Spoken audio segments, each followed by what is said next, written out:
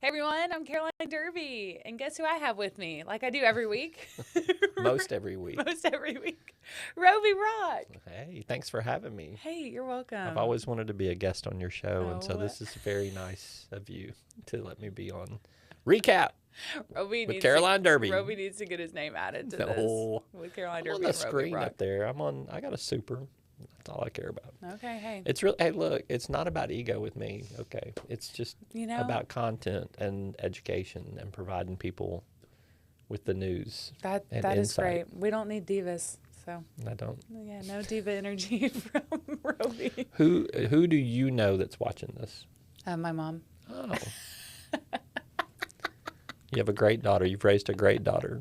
So. Thank you, and I hope a bunch of other people. But yeah, pretty supportive parents. Does any of your family watch? Do they watch ReCap, Capital View, Talk Business? No, I have been told they've seen it, so I don't know how religiously they watch it. So some of my family's got technology navigation issues, and so I've kind of really? squarely put that on the. They just don't know how to find it yet, but they will. They will. That's okay. I also know my news director. Hopefully, he's watching this too. Let's hope he's not, because I mean this might not meet his standards of news. But I haven't heard a comment yet, so either he's okay with it or he doesn't watch it. it's one of the two. Oh gosh. We love you, Ernie. Ernie. Yay. Well, how are you? You doing okay? I'm good. You've had a cool week. I have had a busy week, and my week's probably been better than your OBU Tigers week. I know. I know. You think it was maybe the color of your fingernails? They I weren't. had red nails last week. It is crazy. You did kind of jinx them, didn't you? It's all right. You can wear purple ones next time. Yeah. I don't know. That's just a lot. That's a bright color to wear. Purple But is like a bold color, yes. I just might have to go neutral with my typical pink. I never get dark nails, except now I have this color nail, and Those anyway, are brown. These are brown. Yeah. Yes. It's a fall color, though. It's good. Yeah. Mine, I've just got clear. You know. Decided to go for clear. They couldn't I, convince you otherwise. I've had a lifetime of just having clear Lifetime? fingernails. Yeah, I Interesting. don't think I've ever. I Never can wanted to change honestly it? say I've never painted my fingernails. So not even one for letting a daughter do it or anything. So Wow. but she never asked. So I probably would have if she'd Never asked me painted to. my dad's fingernails either. So there we go. Yeah. So all right. Well, hey, you did have a cool week because you got to talk with Governor Sanders. I did. Tell us what happened. Well, the Arkansas Governor's Mansion turned 75 years Yeah. old, and they had a big celebration. They brought back all of the former governors who are still alive, all of the former first ladies who are still alive. So I think that's a cool event to have all of them in one place at one time. It has Yeah. been a long time since something like that's happened. Maybe even the Huckabee administration. It may have Right. happened at some other times, but. So it's pretty interesting. Even the former president, Bill Clinton, made it. Mike Huckabee made it back from Israel. So it was a pretty, it's a pretty cool. It was a pretty cool event. Mm-hmm. It's a really cool, just a place for history. I mean, there's been so much history so that's much been has done there. happened. I mean, it was the transition office when Clinton got elected president. So, I mean, just imagine back in the day, James Carville and George Stephanopoulos and some of those public faces, they were just wandering around the streets of Little Rock. I'd see them all the time, Wow. They'd eat at Yo Mama's Cafe, they loved that place. Or you'd see them at the Capitol Hotel bar or, and then they were obviously hung around during the transition period and stuff like that. It was pretty cool. That's pretty neat. Yeah. I'll tell you another mansion story Okay. because this is I'm one of the few people that can say this. The very first family that lived in the governor's mansion was Sid McMath Okay. in the 1950s, early 1950s. And I got to interview Sid McMath when he was still alive on the 50th anniversary of him being governor. Oh, cool. And I still count that as one of my top 3 all-time favorite interviews. That's awesome. He was fascinating, just an incredible guy. Yeah. So, and still in his 90s was a super powerful storyteller and just, really on top of everything that we talked about. No lapses in memory, and up on current events and just kind of all kinds of cool stuff. So That is great really neat. interview. So I know. Well, tell us a little bit about your interview with Governor Sanders and what y'all discussed. We talked about the mansion quite a bit because, she grew up in the mansion, which is interesting. And this is also, I think, of interest. She was about Chelsea Clinton's age when she was in the mansion, so like 13 years old in that age range. That's how old Sarah was when she was in the governor's mansion as a kid. As a matter of fact, they shared the same bedroom. Wow. And now Sarah's daughter, I think, is in that bedroom. And then you had Governor Jim Guy Tucker. Mm-hmm. He had a teenage daughter named Sarah, who also lived in that bedroom. And she was in school with Sarah Huckabee about the same time. Wow. They were on a debate team together.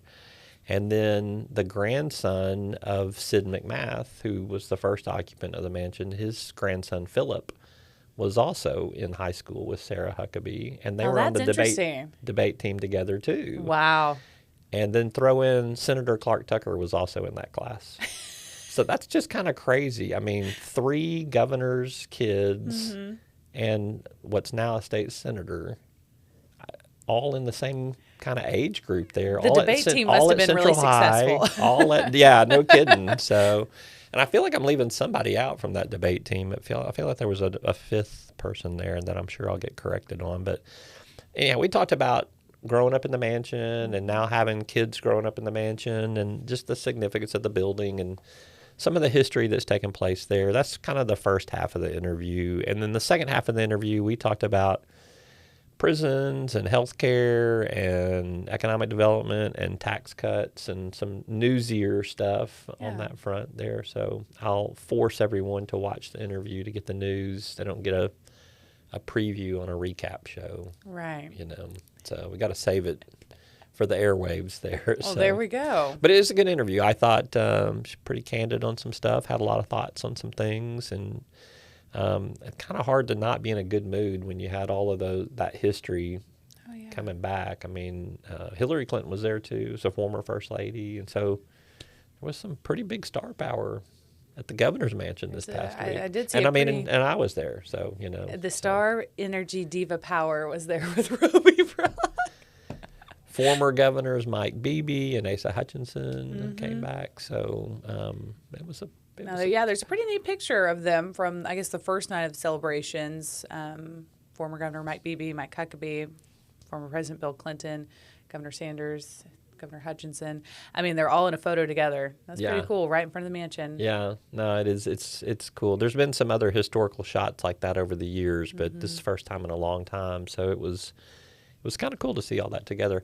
I also, this will be a package for the following week. We'll put something out. I did a tour of the mansion with Marie Holder, who's former highway commissioner and who is on the governor's mansion advisory committee. Okay. And we just went to some key places and talked about some really cool things on the grounds there and some history of the mansion, which is kind of a neat story. Just, I won't belabor it, but just, in the 30s and 40s when governors were kind of doing more around the country and bringing people in for industrial recruitment and stuff like that. So there was a frequent question, where's your governor's mansion? Where does your governor live? And back then, governors just lived in their residences. Wow. There was not a governor's mansion or a governor's residence. And so I think that house was originally a house in kind of the Quapaw area that they wound up acquiring, and then they renovated it to make it a little bit bigger for hosting events. And then it stayed that way forever until the Huckabees became governor. And then they did the huge add-on on the back where the Grand Hall is. Yeah.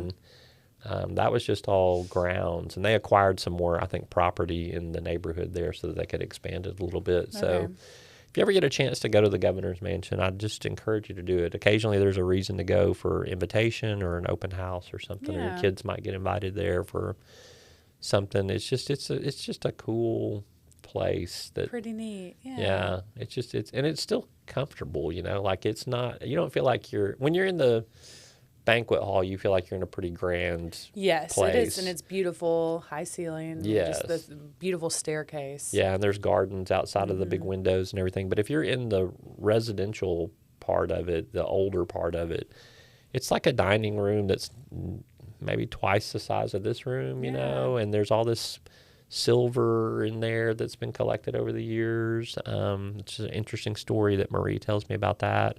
There's a living room, kind of a parlor that's just got couches and chairs. And Governor Hutchinson used to hold press conferences in there every now and then, just little where we just do a pen and pad with him, and he'd just sit there by the fireplace, and we'd all just kind of sit on the furniture and ask him questions and do stuff like that. That's cool, yeah. So it's got there's just some cool old parts to it that are still preserved and intact and just comfortable. You know, they're not, you don't sit there and go, oh my gosh, this is opulent and huge. It's comfortable. So I like that they've kept it kind of homey like that. Yeah, that's neat. Well, it sounds like you had a good time. Can't wait to see both interviews. I did have a good time. So Good. Kind of transition into some more news of the week. Governor Sanders did end up moving the election dates for Senate District 26 and House District 70. As we know, we've been following it since the beginning, truly. I feel like we've talked about it every single week on this show, and now we kind of have the end of it until the election, perhaps, maybe.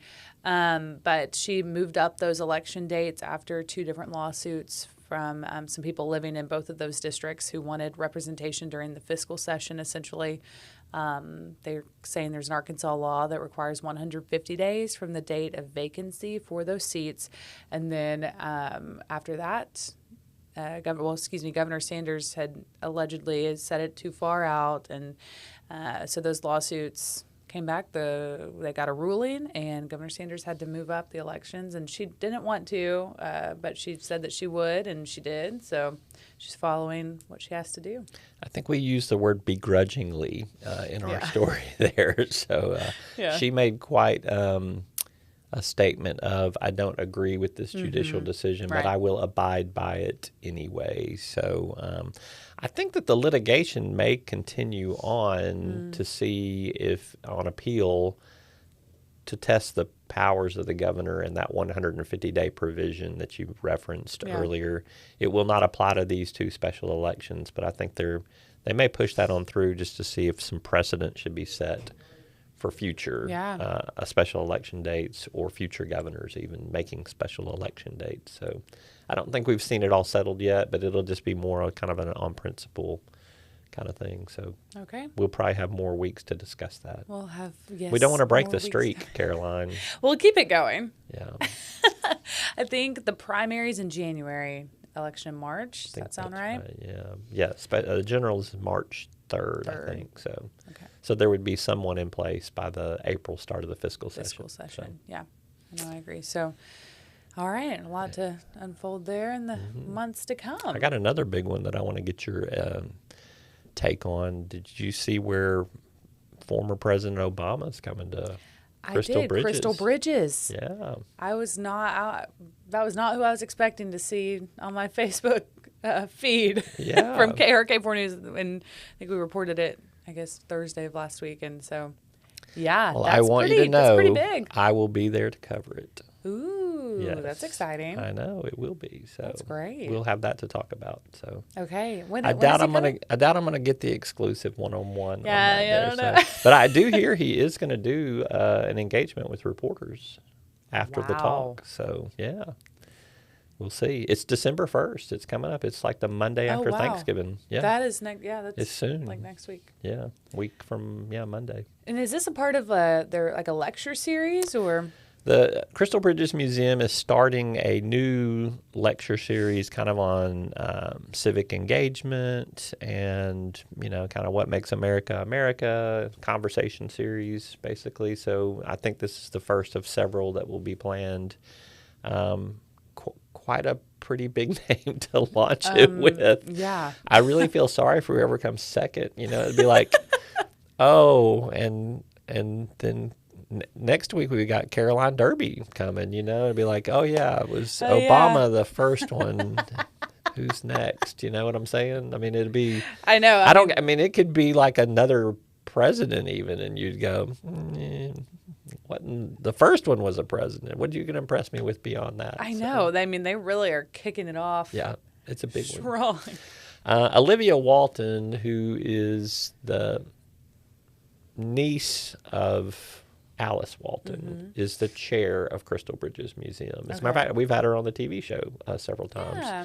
She's been very active on maternal health issues in the state. I think you will see her doing some more in that space in the coming year. She's a former broadcast journalist. No way. I Yeah, didn't know she that. worked for Bloomberg and CNBC back in the day as a business Wow. reporter, and sometimes I think she was on the desk. And so, Look at her go. so she kind of knows her way around a TV studio. When I had her in studio for an interview back when we were talking about a bunch of maternal health stuff, it was her first time back in a TV studio in years. Wow. And she was like, "Oh my gosh, I miss it so much." Aw. I let her guest host one time. So Capitol Oh, View. that's neat. Yeah. So, That's really neat. and she did a good job. So I bet so. yeah, Well, that's she's cool. still got the mojo. So She's still got it. I think, if you ever do get out of the business, I don't think it ever leaves you. No. You may leave the business, but it doesn't leave you. So this is a great venue for her, though, at the Crystal Bridges, because I've been to a couple of events that she has moderated some discussions. She did an event with Mary Steenburgen and Jane Fonda. She did another one with Katie Couric. Okay. And it's just a fireside chat like you and I are having here. Yeah. She just sits up there very comfortably, has conversations with people about all these things. She's good at it. And so I expect the one with Obama will be pretty riveting. Oh So my goodness. good storytelling. I think so there. too. So, Well, yeah. have fun over there doing all that. You need to get Ernie to say, "You're doing such a good job with ReCap with Caroline Derby. I think you should go up there too." So I would love that. yeah. All right. Well, we have a manager in the room with us. She has a lot of pool these days. She just got promoted. We should so. congratulate her more publicly on this program. Lindsay, do you wanna Bryant.